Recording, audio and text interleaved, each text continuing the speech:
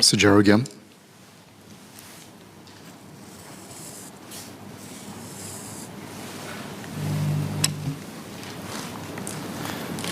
Mr. Speaker, whenever I visit the funeral wakes of my constituents, I try to speak with their caregiver to offer them comfort and find out how I can provide assistance to them and their families. As I listen to them relate how they looked after their loved ones in their final years, I'm filled with admiration for their immense dedication and sacrifice. I've spoken to an elderly wife who changed the stoma bags of her husband, who was a cancer patient, for a period of time until he passed on. I've conversed with a son in his 50s who changed his elderly mother's soiled diapers several times a day in a reversal of parent-child roles.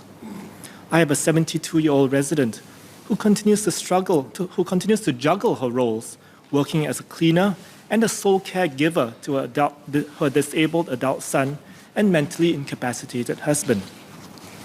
These unsung heroes press on out of filial devotion to parents, duty to spouses, responsibility to their adult children, and most importantly, love for their family members. Unlike caregivers of young children, caregivers of elderly or disabled persons face a heavier load over time as the health of their loved ones deteriorates. They do not experience the same delight of young parents watching their children grow up. Their care recipients may not be able to express their appreciation well, or may even inadvertently make hurtful remarks due to conditions like dementia. For caregivers, every day brings new challenges and new heartaches until that inevitable day when they see their loved ones pass on. Caregivers of children with disabilities face an additional stressor of worrying about who will care for their children if they outlive them. It is a very heavy burden to carry. We as a nation, a society, and a community can and should do much more to share some of the weight on caregivers' shoulders. In 2010, approximately 8% of residents aged between 18 to 69 years provided regular care to a friend or family member, with 37% of caregivers reporting that they had been providing care for almost a decade. These percentages have surely gone up since then and will likely increase further given our aging population. In my speech today, I will focus on Area 2 of the White Paper, the caregiving aspect. While caregivers in Singapore are more often women than men, I will not make a gender-specific approach to the problems or solutions. I will not take a gender-specific approach to the problems or solutions. The role of caregiving does not solely apply to any gender and most certainly should not be borne only by women. Unpaid caregiving of family members incurs substantial direct expenses and opportunity costs. According to a 2019 answer by the Minister for Health to a PQ by then NMP Anthea Ong, about 6% of Singapore residents, male and female, cited caregiving to family members as the main reason for leaving their jobs or not looking for one. The majority were women aged 40 and above. In a reply by MOS Gan Xiao Huang to PQs by Ms. Yeo Wan Ling and Ms. Joan Pereira earlier this year, 15% of women aged 25 to 64 cited family-related responsibilities as their main reason for being outside the labor force in 2020, while 6% worked part-time due to family or personal commitments. In his paper published in the Insights in Public Health journal, Dr. Wayne Chong pointed out that unpaid informal caregivers of older adults not only pay the lion's share of mental, emotional, social, and financial costs of care, they also fork out non-trivial opportunity costs associated with caregiving, including lost wages, personal freedom, and aspirations. These are enormous sacrifices. It is time for Singapore to provide a more comprehensive package of financial support and compensation to caregivers for their economic and social contributions to the nation. I would like to discuss 7 ways our nation can share our caregivers' burdens, many of which have been touched on in the white paper.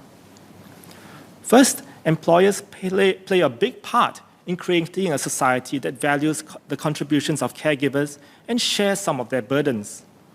All employers should provide flexible work arrangements or FWAs for their staff to better balance work and caregiving responsibilities.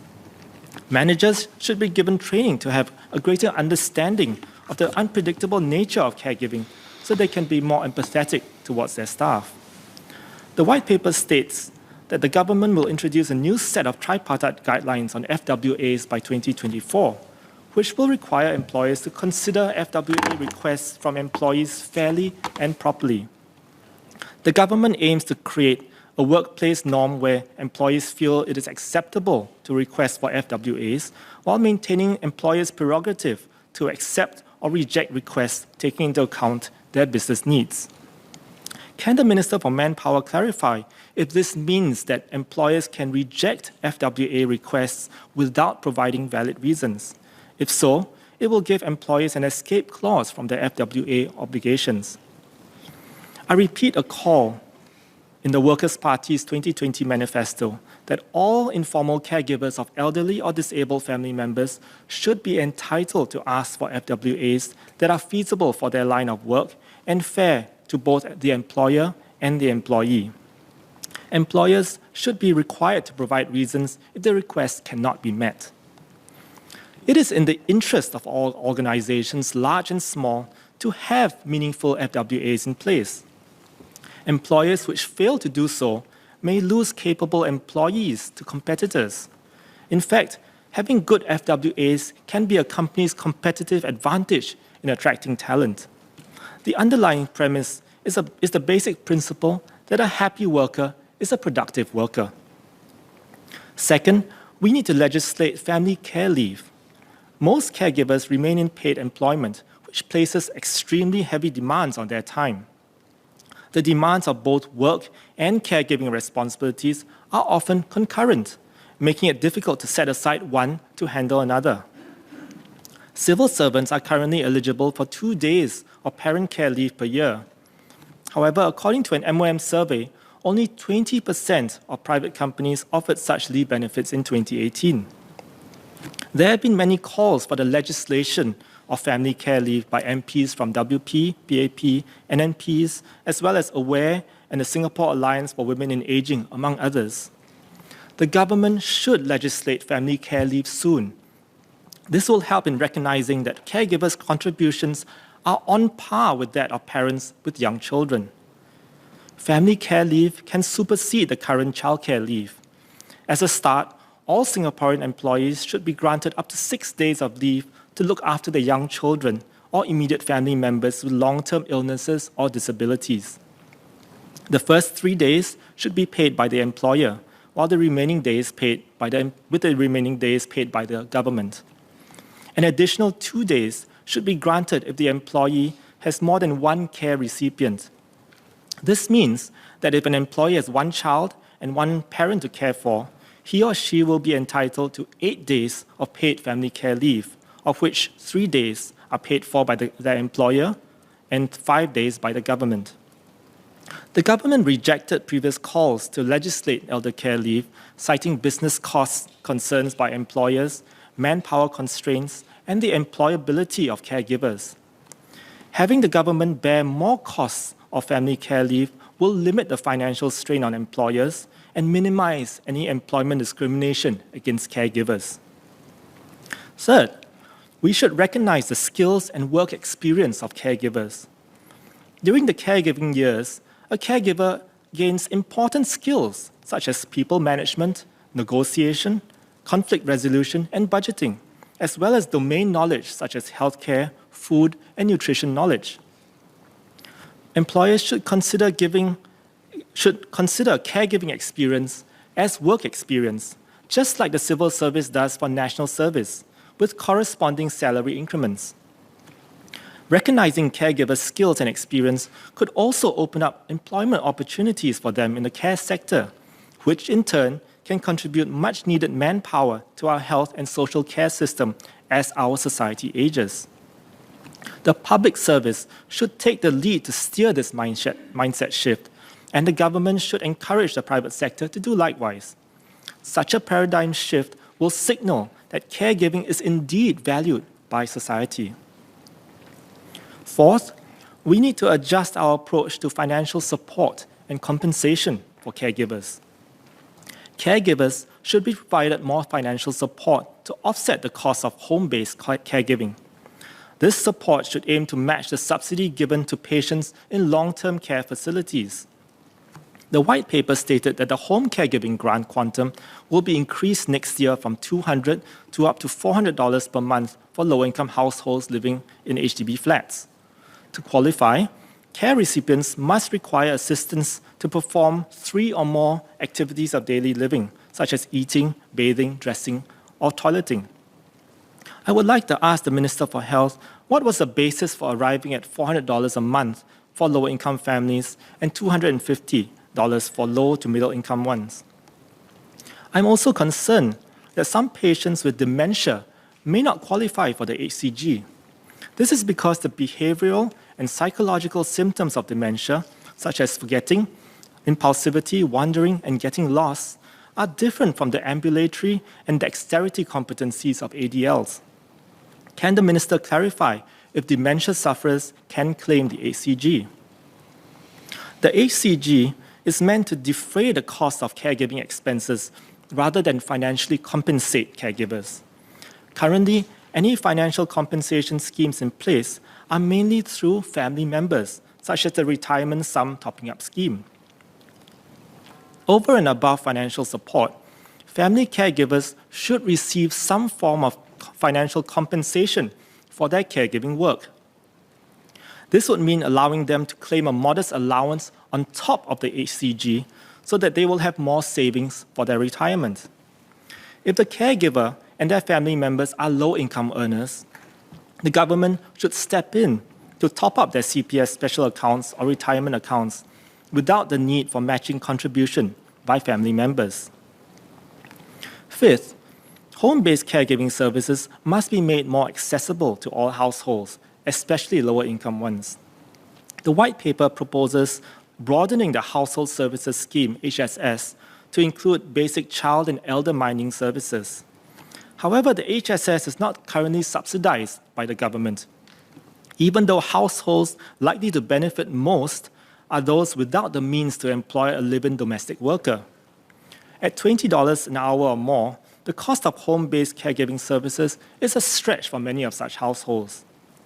MSF should extend means-tested subsidies to Singaporean families who procure home-based caregiving services for their elderly or disabled family members, if those members are not able to attend center-based programs. By caring for their loved ones at home, caregivers save the government subsidies it would otherwise disburse to care centers. Some of these savings can be passed on to families by increasing subsidies for home-based care. Sixth, short-term and ad hoc respite care services will allow caregivers to run errands, respond to unexpected developments, or just get a short break from caregiving. All full-time caregivers deserve an option to take a day off a week, where they can draw on a shared pool of suitably qualified respite home care workers or place their loved ones in care centers during their day off. Full government subsidies should be made available to those from lower-income households. Currently, respite care services are provided at some senior care centers and nursing homes. As at end December 2021, there were over 450 respite care places, according to the Minister for Health in a response to a PQ by Ms. Nadia Samdin. This is a very small number considering there are some 210,000 caregivers in Singapore. How many requests for respite care did the Agency for Integrated Care receive in 2021? Is there sufficient public awareness of the availability of respite care services? And what plans does the government have to expand the availability and accessibility of respite care? Finally, long-term residential care facilities may be the only option for many families. Some elderly caregivers lack the strength to even lift their disabled spouses or adult children to bathe or transfer them. Some elderly care recipients are single, with no children to care for them. I'm not suggesting that everyone rushes to put their parents in nursing homes. However, the reality is that with longer lifespans, fewer children, and more Singaporeans working overseas, we can expect an increasing demand for long-term residential care for elders and the disabled. There continues to be high demand for nursing homes and adult disability homes places in Singapore.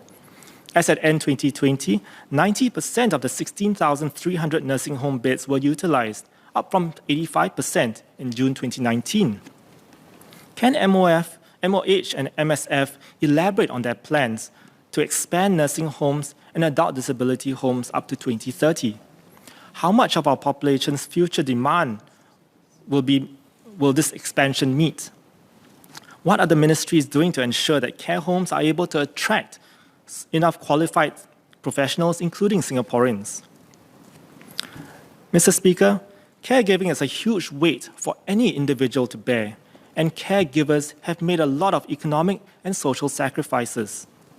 Yet they continue to press on out of love and duty to their family. As a nation, we need a paradigm shift in our thinking towards caregivers and share some of their burdens. With the support of the government, businesses, community, and Singaporeans, we can strive to be a more inclusive society and better recognize the sacrifices of our caregivers. I support the motion. Order. I propose to take a break now and suspend the sitting, and we'll take the chair at 5:20 p.m. Order. Order.